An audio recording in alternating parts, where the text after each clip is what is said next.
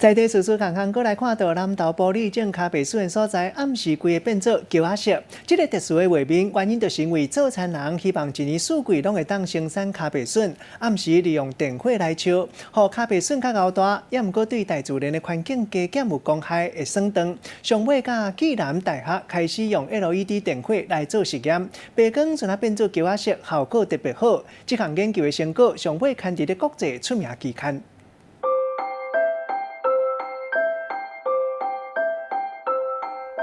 暗暝靠白笋田，规个拢是红桥仔色的，看着真奇巧。这呢特殊的景色，这是暨南大学替南投玻璃的农民特别改良的，就是这款 LED 的夜间照明设备。主要是把这个钠灯用我们70瓦的 LED 灯来取代，可以造成至少80%的一个省电的一个情形。南投玻璃是全国咖啡笋上大的产地，为着要规年烫天拢会当生产咖啡笋，农民过去是用迄落传统的高压蜡灯，伫暗时来甲照，安尼通超测调整产期。不过这个蜡灯伊成本高，佫会造成公害。暨南大学伫咧3年前，佫开始来研究这个 LED 来甲照明的实验，结果效果真好。研究的成果还佫刊伫咧 Science 国际 SCI 的期刊顶悬。代表就是说，我们的研究是值得推动的啊！采用 LED 灯之后，它的产量跟产值并不会影响，这对整个地球环境、整个永续来讲是非常的具有意义的。看这个互桥仔色的光线照甲光莹莹的靠背笋田，刊伫国际期刊的头面呢，这毋但证明讲暨南大学研究的重要性，嘛互全世界看到台湾之心玻璃的水。